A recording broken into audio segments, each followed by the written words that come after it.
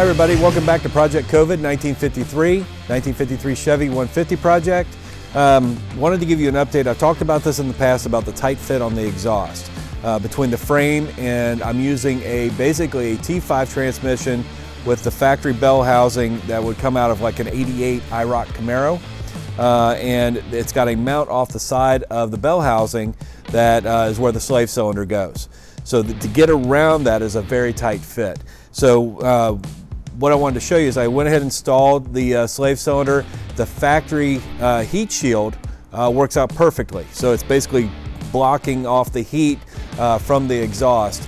But if you look at the photos, the exhaust is a tight fit, but it's going to work out perfectly. Plus I put the header tape on as well, and with the heat shield I should not have any problems with overheating that slave cylinder. It should be just fine.